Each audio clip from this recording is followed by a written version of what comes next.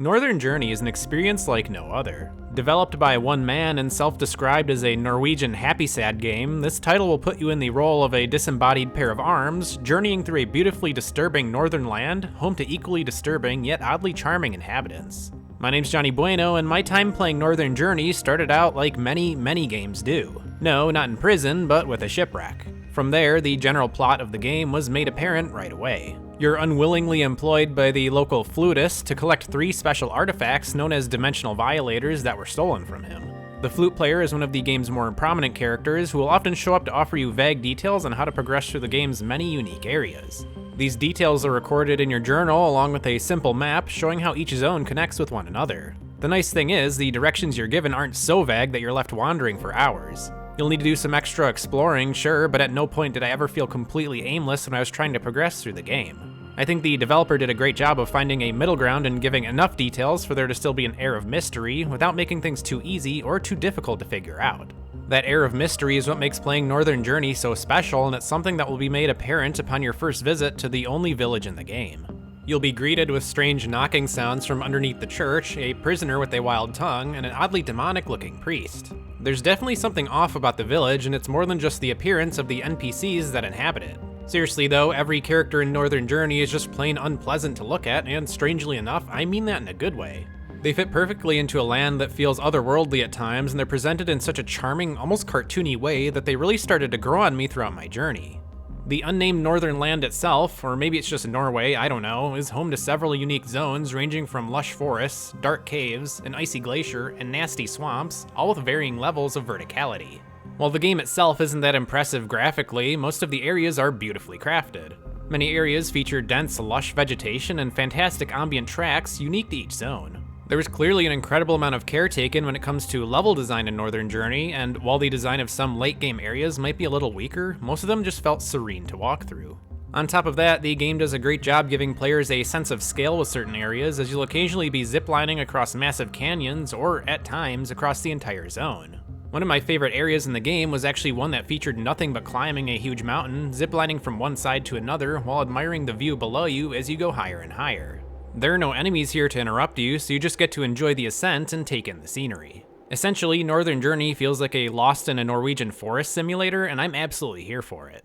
Not everything is serene though, as there are some light horror elements present in the game, particularly in some of the underwater sections, along with a few jump scares here and there. These aren't super frequent, but serve as an occasional reminder of the game's foreboding and mysterious atmosphere. One moment you'll feel peaceful and safe, and the next you won't, as you'll have a giant tick fall from a tree and land directly on you, sucking your blood and using that as sustenance to birth more ticks. And yeah, this is the part where we talk about the enemies present in Northern Journey. In this game, you'll single-handedly decimate Norway's insect population. Because enemy variety, aside from bosses, primarily consists of bugs, an ungodly amount of bugs.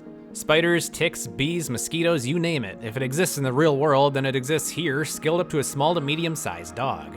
They like to show up in large groups and are probably more terrifying than any of the boss enemies I faced. Spiders are the worst offenders. I've never seen so many spiders packed into a single game. I don't personally have arachnophobia, but this game made me rethink that when coming across packs of long-legged spiders bouncing up and down, hell-bent on eating me alive. On top of being disgusting, some bugs can also be fairly annoying to deal with. This includes some of the flying bugs like the dragonflies encountered in an earlier zone, which can be incredibly frustrating to hit with the way they weave and zip around in the air. The ticks, which I mentioned earlier, will get the drop on you before you can even see them, and you're forced to watch your health slowly drain as they gorge themselves on your blood. Luckily, the more annoying enemies like these aren't prevalent across the entire game. They're usually only found in specific zones, so you won't be dealing with them too often. You will run into some non-insect enemies like a few snakes here and there, as well as some killer eels, but for the most part you will be playing Insect Extermination Simulator, and with bugs this size, you're probably doing the world a favor. Boss enemies offer a lot more variation, ranging from standard wildlife like a rabid moose or a bear, to a horde of naked people with knives and crossbows, to, you guessed it, a gigantic spider. You'll know you're fighting a boss enemy when you see their health bar appear at the top of the screen, and while the variety of boss types you face is pretty impressive, actually fighting them isn't all that exciting.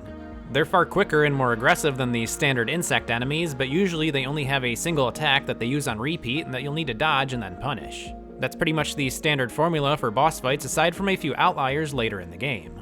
And while these fights are simple, this doesn't mean that they're easy. Some can be quite challenging, particularly some of the flying bosses due to how hard they are to hit. Some boss arenas also have water in them that lead to an instant game over if you're not watching your footing. Speaking from personal experience, this was probably one of the more anger-inducing parts of the game for me, since it felt like such a cheap way to die when I was doing well against a boss. This happened to me many times outside of boss fights as well, due to one slightly misplaced jump.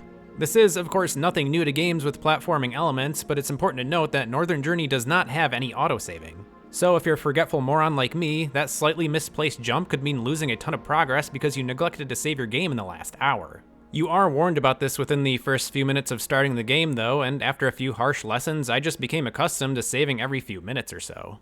For dispatching enemies, you'll be utilizing a handful of medieval-style weapons with some old-school first-person shooter-style gameplay. Weapons can range from a sling, a variety of crossbows, throwing axes, and the classic demonic staff that uses a sheep's head as a source of ammo. These are slowly introduced to you throughout the game, and you have a limit of 4 that you can equip at one time. The nice thing is, each weapon feels useful in some way, and you're not just getting more and more overpowered weapons that make all the previous ones obsolete. The sling has unlimited ammo and does more damage the more you let it spin, the bow is reliable in both damage and ease of use, and the rotating crossbow does low damage but can rapidly fire bolts and is best used when facing an army of small, weaker enemies. One of my favorites, the throwing axes, did great damage and were easy to aim with, but ammo pickups weren't as prevalent in the world as other weapons. Each weapon seemed to have a chance to shine, and I do think that the developer did a great job at designing them. There are some boss fight only weapons that you get to use, like the previously mentioned sheep's head staff, that I wish I could have kept in my arsenal to delete some bugs and take my exterminator game to the next level. Understandably though, these weapons would be pretty overpowered outside of their boss encounters, and would probably trivialize a good chunk of the game. When you're not busy blasting away at enemies, there's also a decent level of exploration to engage in when playing Northern Journey. You'll find an abundance of health and ammo pickups in each zone, but there's also permanent power-ups that you'll find tucked away in hidden nooks or behind trees that you might miss at first glance. These power-ups consist of permanent health upgrades in the form of a small red potion, and permanent upgrades to your ammo capacity in the form of an orange potion. I'm always a fan of rewarding player exploration, so this was a big plus in my book, and while finding these power-ups is optional, they can really affect how easy it is to progress through the game. Even with several ammo capacity upgrades, there were a few boss fights where I started to run dangerously low on ammo. If I hadn't gotten those upgrades, I probably would have been stuck with using the sling, turning the boss fight into a much longer slog. The permanent health upgrades will obviously allow you to take more hits from enemies, but there's also a special weapon that can be unlocked at the end of the game if you manage to find enough of those hidden red potions. So there's much more incentive to actually explore each area to its fullest, as there's more to these power-ups than just watching numbers go up.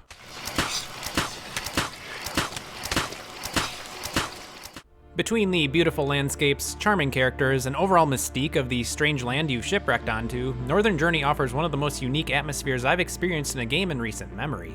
The game world is crafted with an impressive level of creativity and care, and that's made all the more impressive knowing that it was created by a single person. I was genuinely happy with my time spent with the game, and upon completing it, I was kind of sad that it was over. And maybe that's why Northern Journey is self-described as a happy, sad game.